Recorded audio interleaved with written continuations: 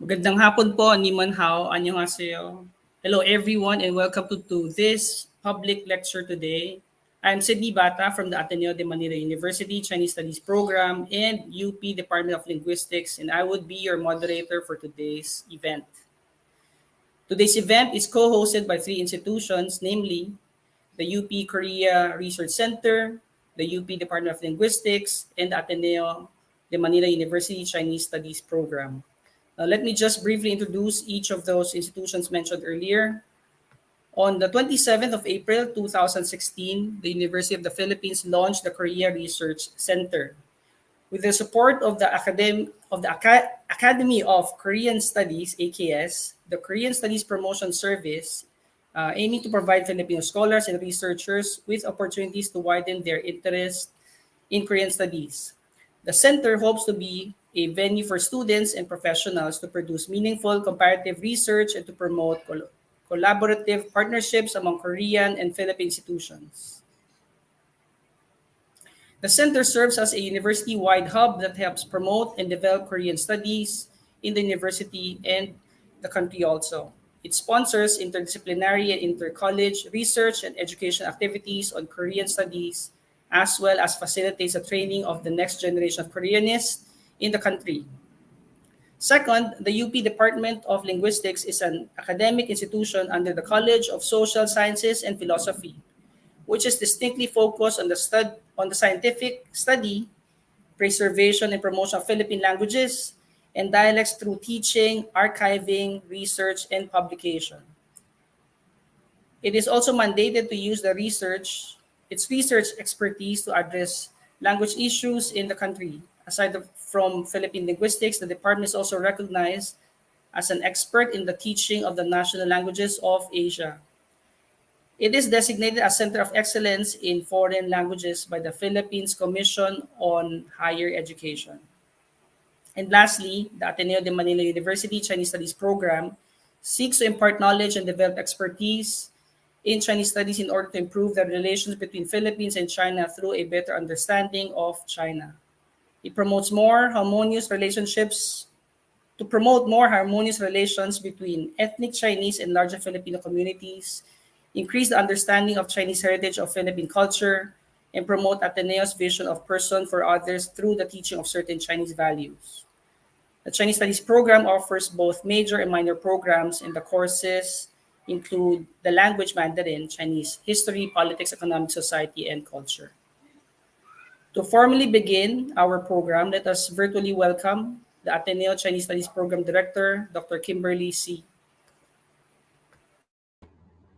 Thank you, Dr. Bata.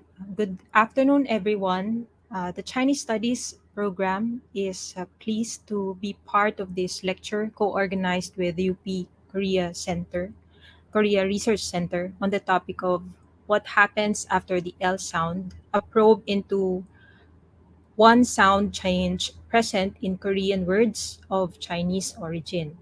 The study of sound changes is a crucial part of linguistics, and it is particularly fascinating to explore the ways in which different languages interact with one another. Today's lecture focuses on on the Korean language and how it has evolved over time, specifically in the context of words of Chinese origin. So I, on behalf of Ateneo Chinese Studies program, am very thrilled to be here with all of you to discuss this important area of study. With this, I give the floor back to our moderator, Dr. Bata. Thank you and have a nice day. Thank you very much, Dr. C. Now, for some house rules, before we begin our program, we would like to remind our viewers of some house rules.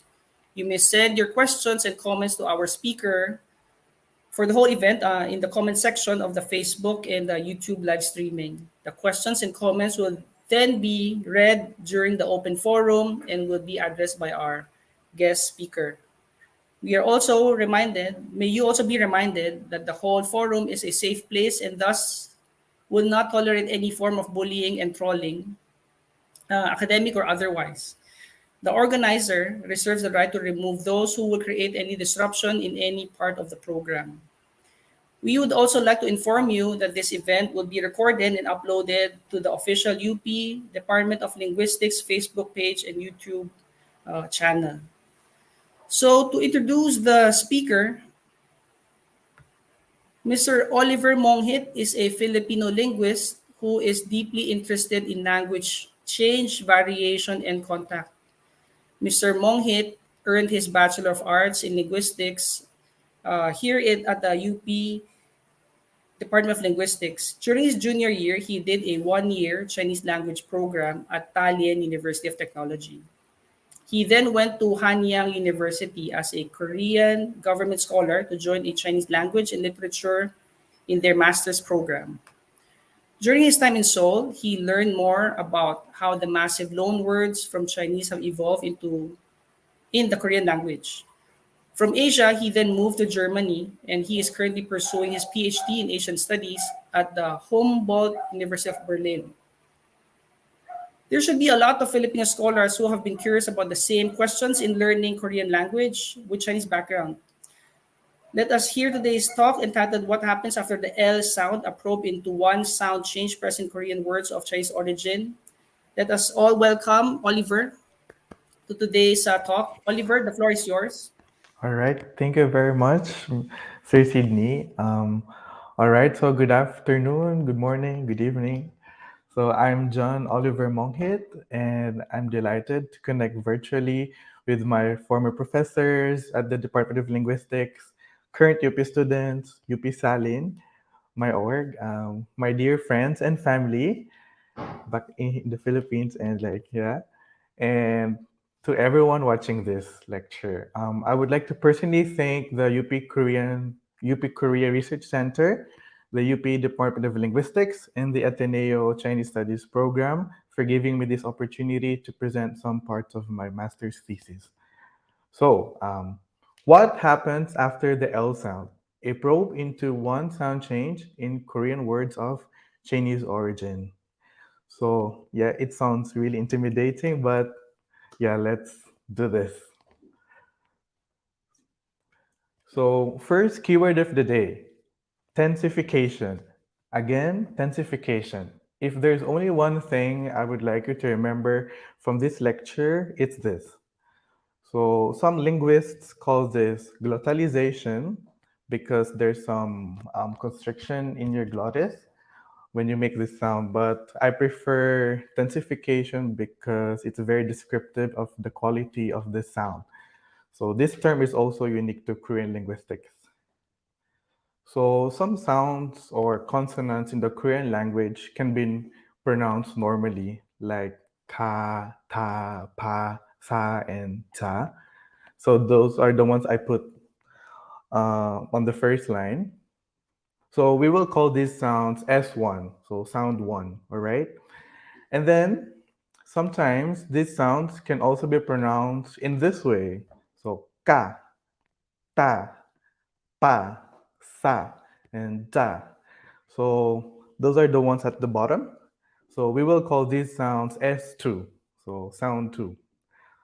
So as you can see, the S1, they're only written once. So K, T, like that. But for the S2, they're written double. So you see, like K, T. All right. So in Korean, there are many rules, just like in any language. And we have this standard rules of pronunciation, which is like the authority, which is made by the National Institute of Korean Language, which is the authority in the Korean language. So they tell how Korean should be spoken. So there's this one rule, it's called post-lateral tensification of Sino-Korean words. So in this rule, S1, but specifically T, S, and J sounds, they become S2 after the letter L. So post-lateral, it means after the L sound. So this rule only applies to words from Chinese. So usually, yeah, they're called Sino-Korean words, and Sino here means China. And then normally if there's a Chinese character in a Korean dictionary, that word is a Sino-Korean word. So for example, we have kaltteung, malsal, muljjil, pulssechul. So as you can see, the the TSJ here became S2. All right. But there's some irregularities. So for example, number one, these sounds should be read as S2, but they're not. So it's like kolda, kongjung, susulshil, imuljuwi. So they're not pronounced kolta, kongjung, no, or not susulshil, not imuljuwi. They're not pronounced like that. So that's number one. And second problem, here, besides T, S, and J, we can also find this sound change on K and P. So we have words like mulka and pulpop. So yeah. So if it's not the case, it should be pronounced mulga and pulbop, but they're not. So yeah, so we will talk about this irregularity of this sound change.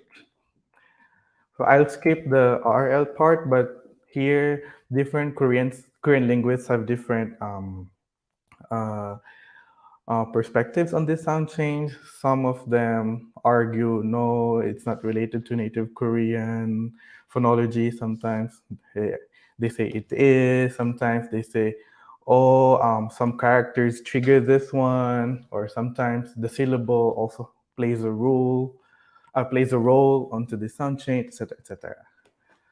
So, and also the latest one is by Yu Chonggi, and this linguist use the standard Korean language dictionary, and we'll see later how it will be used in our study. So for this afternoon, we're gonna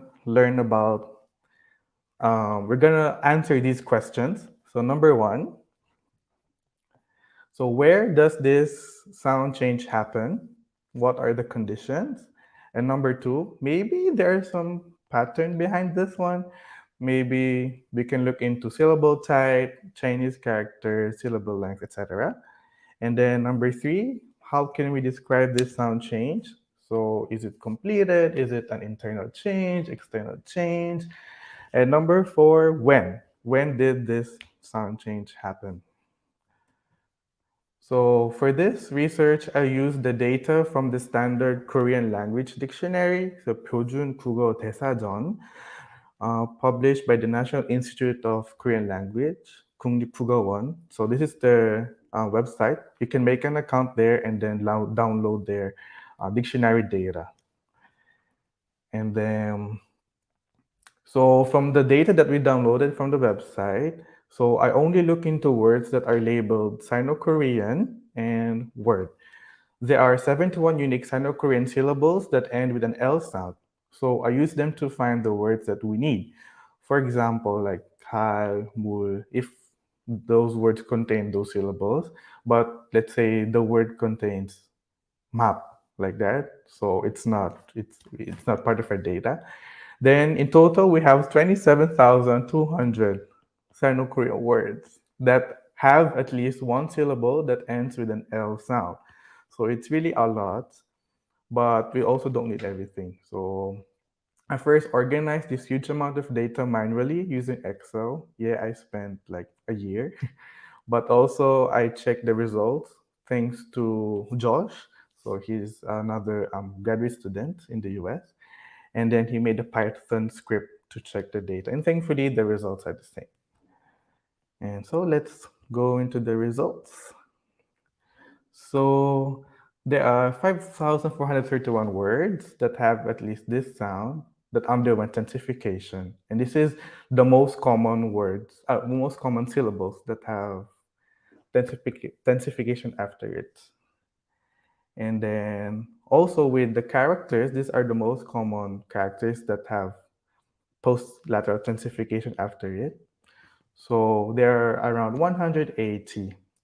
And then normally post-lateral tensification occurs after commonly used characters, then yeah, rare ones.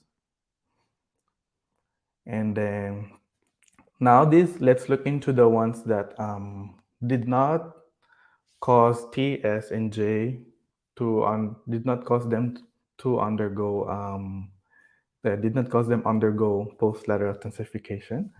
So out of 71 syllables, there are 51 syllables that have at least one word. Yeah, and this is also like the ranking. So I actually summarized my results because it's a very long one. So in case you're interested to the full like number, yeah, you can download my thesis. And also, when it comes to like non-tensification, we can also find rarely used characters. So it's really interesting. So maybe this can suggest that post-lateral tensification is an ongoing process. It's not yet completed, or these words are fossilized. So when we say fossilized, so they become obsolete and can only be found in certain expressions, and therefore, since they're not spoken or used anymore, they don't reflect a lot of the sound changes or any change that has been happening in the language. So let's combine the results. So 5,431 showed tensification, but there are around 837 words, or around 13%, that did not undergo tensification, but it should be based on the rule. So that gives us around 6,268 words. And also, um, how about the syllable count? So as you can see here, from 1% for disyllabic words, so if they have two syllables, non-tensification, the rate of non-tensification increases from 1% to 28%. So there's some tendency, if the word is longer, tensification doesn't really occur. So what can we say about this, the results that we have?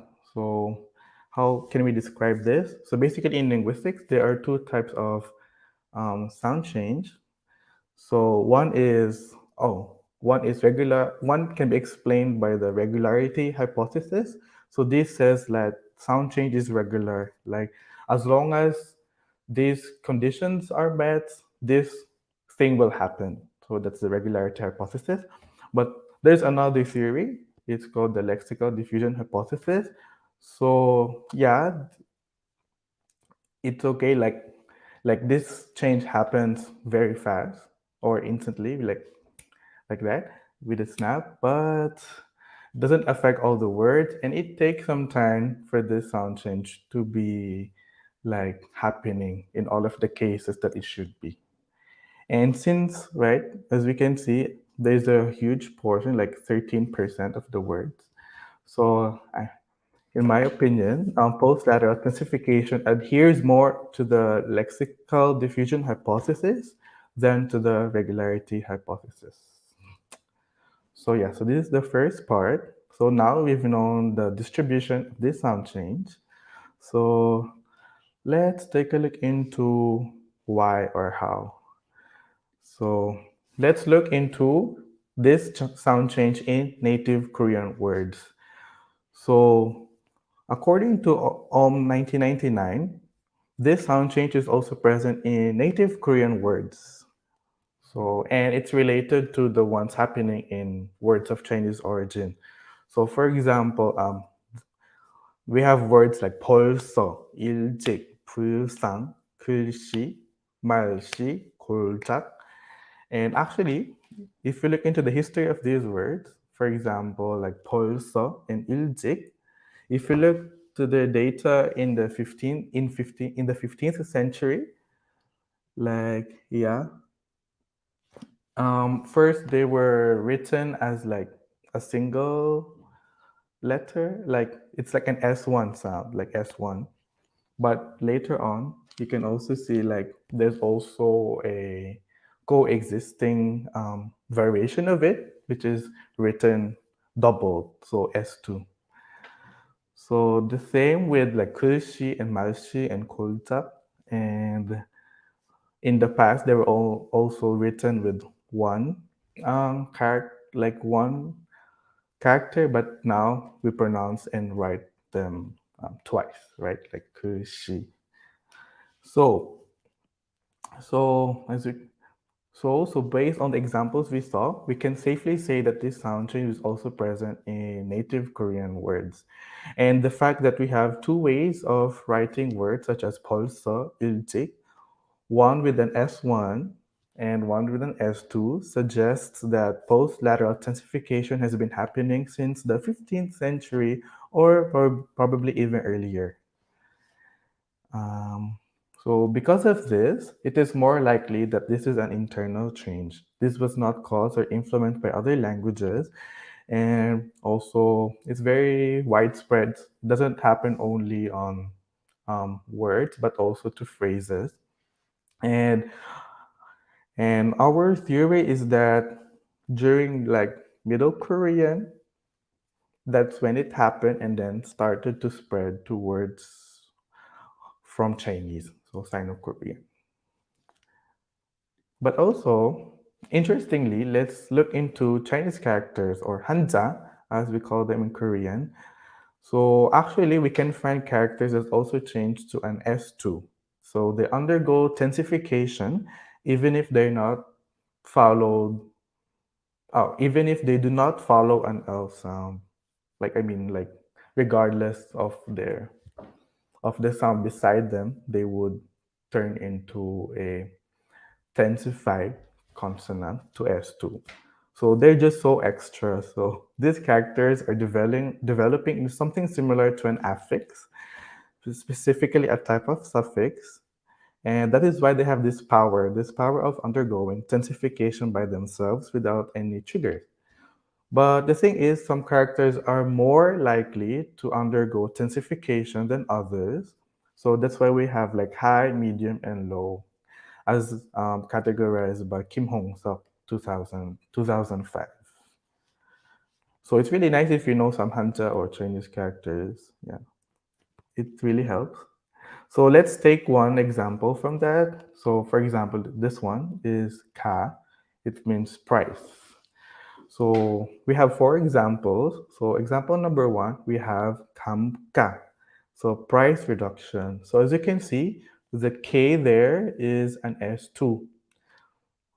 Uh-huh. There's no L, right? But it changed. And example number two, koka. So high price. Is it S1 or S2? So yeah, it's an S2 as well. So you see the K doubled here. And example number three, we have koga. It means pricing. As you can see, example two and example three have the same spelling in Korean letters in Hangul. They also share the same Chinese character, ka, which means price, but only example 2 manifests tensification, while example 3 didn't change at all. It's just an S1. And example number 4, we have kamga, which means like bumpy road. This one shares the same spelling in the Korean alphabet as example 1, but it uses a different Chinese character, not ka, price, but another one. But yeah, no tensification happened here. So even if you have a Chinese character that is prone to tensification, it is not 100% guaranteed that it will have. Sometimes you have to know these because it's tricky. And as for me, like a second language learner of Korean, this is really like very hard to know. And and of course, since we don't use Chinese characters in Korean anymore, at least in everyday life, so we don't have a clue. But tensification helps, I think, on differentiating the words from each other. And then, furthermore, one linguist also checked one dictionary, the Kangsi dictionary, Kangsi or Kanghi in Korean, and sources.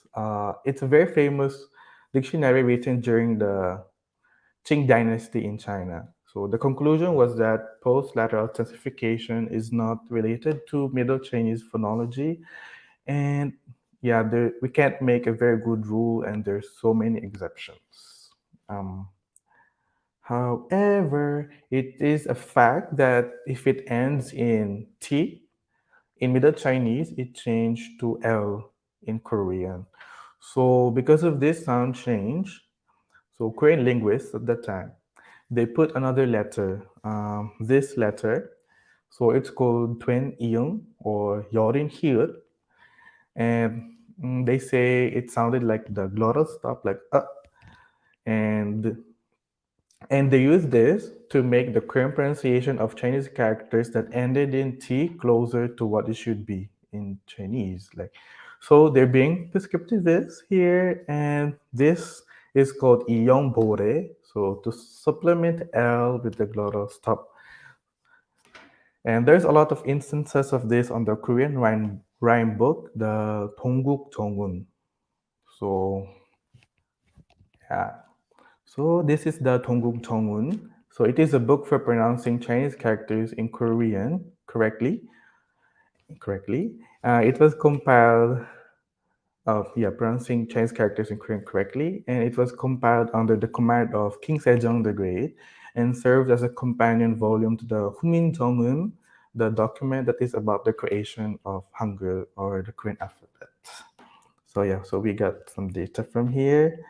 And as you can see, so these characters, they have the Duen Iung. So yeah, so they have that small circle there. And this is how they say like, hey, you should pronounce it this way. Like, and then interestingly, this type of like combination, eh, the real, the L plus the glottal stop or Duen Iung can also be found in native Korean expressions. So as you can see from the left, it uses the real, the L plus glottal stop. And then at the right, we can find a similar construction, a similar sentence, and tada, it has tensification. So this suggests that probably it's not a coincidence that post-lateral tensification happened after Chinese characters as well. So yeah. So now we're down to the summary and conclusion. So of the 27,200 Sino-Korean words with the post-lateral coda, 5,431 words exhibited tensification, while there are 837 words which supposed to undergo tensification, but they didn't. So some of the most common syllables that have tensification after are il and the character one as well, il, the same. And then while shil and mul normally, yeah, they have the most number of words that don't have tensification of T, S, and J. And then tensification is a higher tendency of recurring after commonly used characters than less common or rare ones. And the number of words with non-tensification of T, S, and J tends to go up as the syllables increase. So the longer your words are, the less likely it would undergo tensification of T, S, and J. But I think I've also found other patterns, but I think we need more data or statistics to back them up if these are true factors or crucial factors in determining tensification. And post-lateral tensification is still an ongoing process. So yeah, and or maybe these words that did not undergo tensification may be fossilized already. And post-lateral tensification in Sino-Korean words is not an absolute and regular sound change. It can be explained more adequately by the lexical diffusion hypothesis than the regularity hypothesis. And also, there are specific Chinese characters that undergo tensification. They're not consistent, but actually, tensification plays a big role in disambiguating different words that share the same sound and or character. And this, and then through philological, to looking into old Korean documents and data, we can say that this change happened internally and was not affected by external factors like maybe from Chinese. And it possibly started around the 15th century or native Korean word and spread to Sino-Korean vocabulary. So this research suggests as well that Sino-Korean phonology can reveal interesting insights about the history of the Korean language, and hopefully, especially uh, uh, to our viewers who are learning Korean, maybe it gives you a more understanding of Korean phonology, or basically like how to make your Korean sound better. So yeah, so that's it. This is my presentation. Thank you very much. Thank you very much, Oliver, for Yes. that wonderful presentation. It's an eye opener for me because I go to those places you are mentioning, Korea, and my background is Chinese. So I've been asking Professor Bay about this tensification some nights ago. We were Oh, walking around. I was asking like, ano ba talaga yan? She had to explain to me that even teachers or language teachers are asking about this. So she was telling me like you I have to wait for the questions because questions might really be from teachers themselves yeah. who would be present here today. Actually, I chose this topic for my thesis because when I was studying, like when I was taking Korean classes with Mambe, we learned this word like mulka, and Mm. I thought in my head it would be pronounced mulga, but I was so shocked, Mm. and it left me a big impression. So yeah. Siya pala may sala nun. So you are still tuned in to the public lecture co-hosted by UPKRC, UP Department of Linguistics, and the Ateneo Chinese Studies Program. To our audience, your questions and comments may be posted on the chat box, and our panels will address them and discuss further during the open forum, which is about a few seconds from now. This session is now open for questions and comments. We are inviting Mr. Oliver to stay there and to entertain questions from the audience. Yes. Our first question is I'll just Okay. read it verbatim. You mentioned that there is a correlation between the number of syllables Mm-hmm. and the tensification of sounds. Are there currently any hypotheses that could explain this correlation? Yeah, so thank you for the question. So, intensification of sounds. Because I think Chinese, like words from Chinese, are generally two syllables, right? Like hakyo, xiao, like that. Mm, But normally, if it's longer, at least in the Korean language, maybe it's like it has a suffix or a prefix, mm, or like sometimes if it is like ho ho shi shi, like these words, like ho ho mm. shi shi, it's like repeated. It's a repeated. So you repeat the syllables. So they say if it's like this, like if it's a construction that has an affix, or if it's a repeated syllable, yeah, this doesn't happen. So it's that theory is by Yu Tonggi, 2019. That's what the results on that research. Like, let's see if that's it's I don't know. It's from this slide, like from Yu Tonggi 2019. Those were the two reasons this thesis mentioned. So if it is an affix construction, or it has repeated syllables or character. Thank you. Yeah, I hope that's clear. I mean, for example, like Seoul she, so Seoul she, the she means here is like the she here means city. So yeah. Here is our Ah, next question, Oliver, if you are ready. yes. Does post-lateral tensification occur in Uh-huh. other words borrowed from other languages also? Oh, let me. So probably the case would be from Japanese or English, right? Like if it's Korean. Hmm. I don't think. I don't think, because I think normally if it's an L, it will be written with a it will be pronounced as a voice. Like, let's say, let me think of a good word. Seriously, do you know any Korean word? Or, I mean, let me think of a good example. Um, yeah, I think normally it wouldn't. I could think of a good example. Balikan mo na lang muna, Oliver. I'd ask you Yes. a question, my personal question. Balikan mo. Because I've been, because earlier you were mentioning like Chinese words that you were saying were mostly two syllables.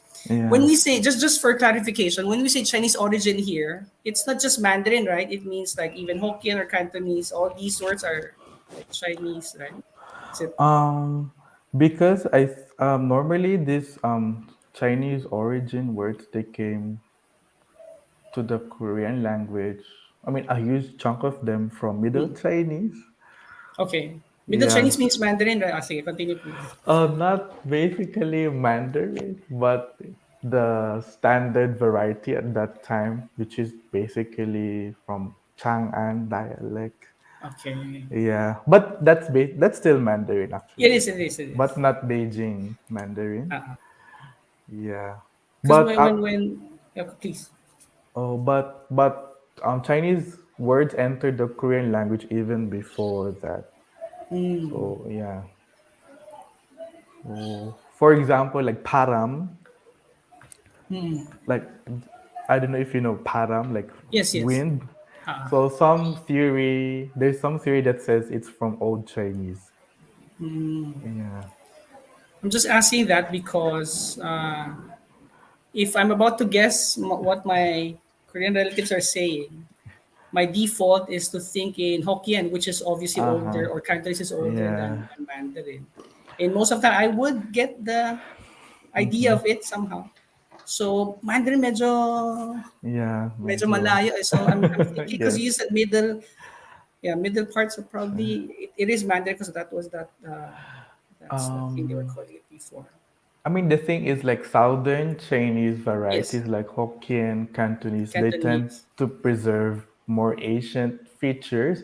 And Mm-mm. Korean is also very conservative when it comes to this. That's why you can find more similarities than Mandarin. Mandarin changed a lot, really. Yes, it is because it's so Yeah. young.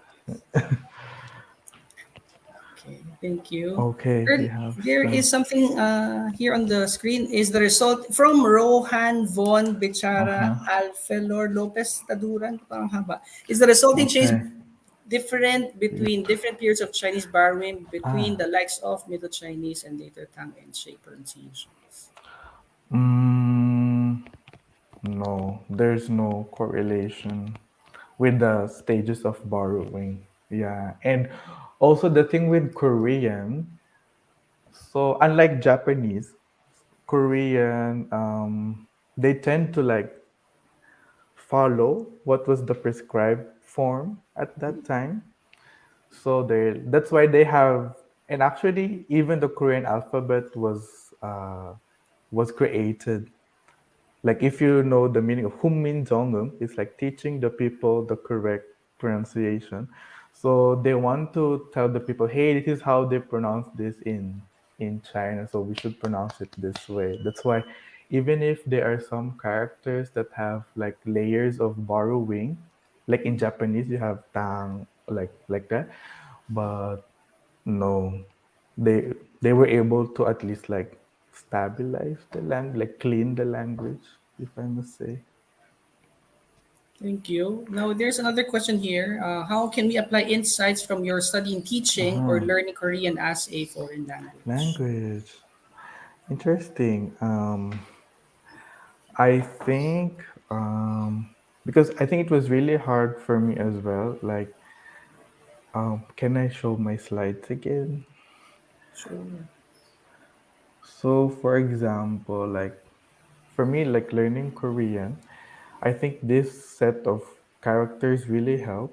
I mean, you don't have to memorize like how to write them, but let's say you know like ja, like one character from this, and maybe you can guess that one word has this character. There's a high chance that it will be pronounced with a like with intensification. So, for example, like the word for like department in Korean, like hakwa, like kwa, Mm. like normally, for example, you have like optometry. Is it correct, Cecile? Sige. For the Yes. eyes, Ah, like yenke, I think in it is, it English. is. Tama, tama. So in Korean, so you know like ke is department, kwa, and then you see and an is I. But Mm. if you know that this character is more likely to be pronounced tensified, so when you see it, it's angka, like that, because that's actually Koreans would pronounce it and not angwa, but angka. The same with like dentist, it's chikka, it's not chigwa. So if you know that it means department, so there's a higher chance. So I guess maybe if Korean teachers would integrate this, if sometimes their students feel confused, like why the reading is different from what's written. So I think, You reminded me of something. When I went to Taiwan, I tried to relearn Taigi, or uh huh, AKA Fujianhua, uh or whatever huh, they call it these days. When they say how old, uh, they say Kui Hue, while here we say Kui He. And I found kuihe. out they have a lot of these, uh, like those kinds of arrangement. Either they say Hue or He. There is a W that's missing, or we add it here, or they remove it Uh there. huh, I'm not yeah, quite sure if it's even related to this to these this one. examples we're given, but there is such a thing in Hokkien. Both are same Hokkien, but there is a missing W, adding a W.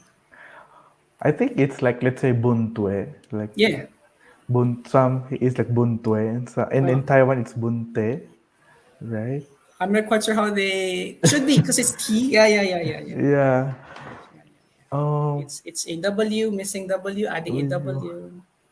but I think in Chinese, like in general, they don't care about this W and Y. Mm, Like for yes. example, I think let's say in Mandarin, like Ming, some speakers would pronounce it Mieng, Yes, yes. but some would like Ming, and it's okay, Because right? they're trying to, my Mandarin is just so flexible. Instead of saying the bieng or mieng, they just say Yeah, ming. Ming. There is such a thing in Hokkien also. That's So, all I wanted to ask you earlier also. For character per se, in Korean, is it always one is to one? Like chong is just chong? You don't do like a character would have two syllables, like Japanese. Meron pang ganun sa Korean. Is it always ah, one is to one? Like a character? Because even in Hokkien, uh huh. like some characters would be one syllable, but you pronounce it like two syllables. There is such a thing also in Hokkien.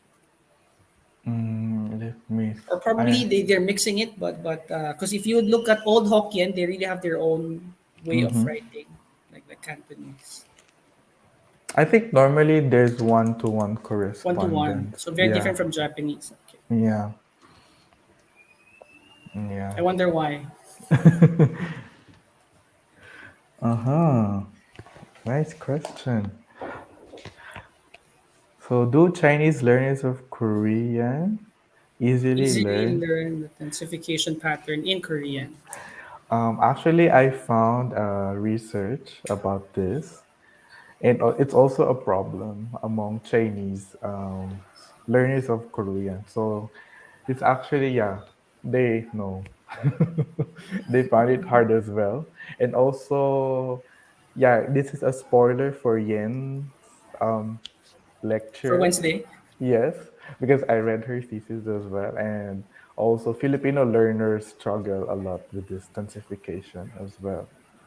So, yeah, it's a common problem among second learners of Korean, regardless if they know Chinese or not. so for those of you who don't like spoilers, you didn't hear anything. I who like spoilers, thank you. Yeah. I don't know if Yen is watching, but hello. Next is unrelated to the L Mm-hmm. sound. How did Middle Chinese tones interact with Middle Korean tones during borrowing? Oh, tones. Okay. Okay. So actually, like Now a lot of Korean, yeah, standard Korean doesn't have tones now, right? anymore. Not anymore. But they say like some people think like Busan, like Gyeongsang dialect has tones, and also Mm. there's one in North Korea. So some of them they still have it because in Middle Korean, yeah, Middle Korean had tones, the older form, because of Chinese. Um, I don't know how it changed, but if you look into, I can show my slide again. Sorry, if you look to these, for example, to this, like the Tongguk Chongun, so they would label each character based on the four tones of Middle Chinese. So that's like Ping, what's that? Ping, Shang, Chu, Ru, or in Korean it's Pyong, Sang, Ko, Ip. So yeah, they like these books. They try to really preserve the tone values from Middle Chinese. I think I'm not really sure, but that's the impression I got from these dictionaries written for Chinese pronunciation in Korean. You are giving me another reason to enter North Korea. So I really, I'm thinking of doing food security now. I'm thinking about this. How did it evolve? Language part. Samahan mo ako. I'll Yes, try to go in certainly. through the back door. Sama ka sa akin. We'll go through Halong Jang part. Yes. I think it's really interesting there, Mm, it and should be. It should be. yeah. Pwede ka pumasok because you are in Germany right now. Germany has Oh, access to North Korea. to North Korea. Anytime you could actually. Yeah, just play the German card. You'll be able to stay there for 3 years, I think. Oh, Pwede. 3 years. Pwede. Oh, Yeah. Just play the German card. Don't play the South Korean card. Play the German card. well, yeah, I now have a 5 year residence permit here in Germany. So Sige. Do 1 year North Korea. yeah. Next is, Okay. if there are more questions, pakipasok na. We Yeah. would wait for you. May time tayo para sa inyo. If there's none, we would have to thank Mr. Oliver Monghit for sharing his, meron pa pala. Sabi ni Oh, Rohan, Jeju. is this phenomenon also present in the Jeju language? Yeah, important yan. Oh, good question. Mm, Good it is. question. I'm not really sure because I only look into standard Korean, specifically the prescribed pronunciation on the standard Korean language dictionary.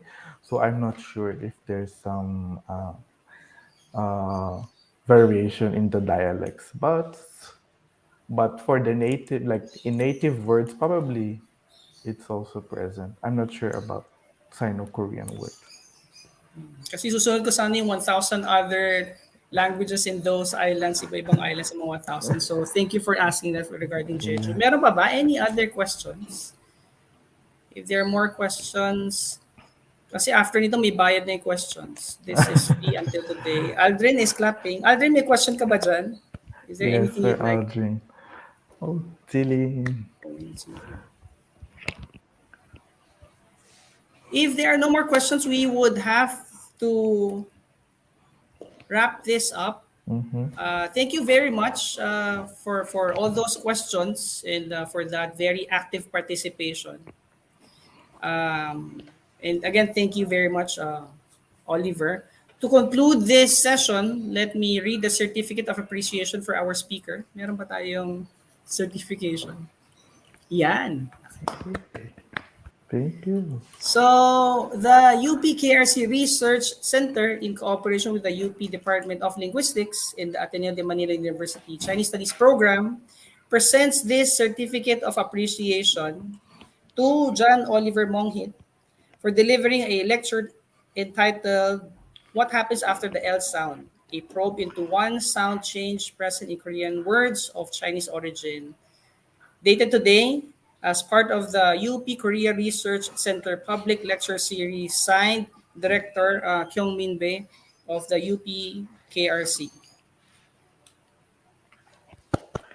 Thank you so much, Mambe. Oliver, would you want to inspire our, because I always, palagi kita Uh-huh. binibida sa klase ko, I say, there is one guy who came from our UP Department of Linguistics, he's doing this and that, please inspire them. Okay. We'll give you the floor once again, kasi kailangan natin mag-inspire araw-araw. Okay, yeah, we Kailangan need natin yan. inspiration. We need inspiration, especially in this economy. Just joking. So now I'm currently doing a project on Philippine Hokkien. So now from Korean, so let's go to Hokkien. But because I wanted to do this because I want to like find the connection between Philippine linguistics and Chinese linguistics. So now I'm working on phonology as well, sounds of Philippine Hokkien, and I looking to like how it developed based on like so we have this dictionaries written by Spanish missionaries. Like this one is Arte de Lengua Chochu. So and then I also have to go to the Philippines to do my field work. So yeah, so hopefully by next year I can present some results already. But the biggest struggle is like understanding and maybe digitizing these documents as well because yeah, it's kind of hard to understand since they're in Spanish and Hokkien. Yeah. So yeah, hopefully next time I can share some results. Now I'm gonna work on those documents and then yeah and see. Yes. Maybe Thirsid, I remember you said your Hokkien is kind of different from the mainstream Philippine Hokkien. Is it true? I remember. Kung nag-mention ba yan? Yes. By the way, I have two dictionaries on my table natin ngayon. They are made by missionaries also. Ah. You know what missionaries do? Aside from doing dictionaries, they're doing a lot of things on the side. But I'd Ah. show you those. Okay. We Yeah. could talk when you come back. Okay. Yes. Yes. Yan na Looking ba? forward. Okay na ba yung inspiration talk mo? Or meron Yes. pang missing and dance ka pa dyan? Wala na ba? Wala na po, Thirsid. Sige. So with that, we would like you to show some love and give a virtual round of applause to again John Oliver Monghit. And with that, we formally conclude today's lecture. Please tune in on Wednesday for the UP Department of Linguistics First Talks on Asian Languages series. As you could see on your screen, Senior Lecturer Yen Chua will be presenting a talk entitled Modes of Oral Reading, Fluency and Error Patterns of Beginner Level Korean Learners. This would be 10 a.m. on Wednesday. Please mark your calendars. Thank you once again for tuning in. See you in our next activity. Kamsahamnida and maraming salamat po. Magandang hapon po ulit.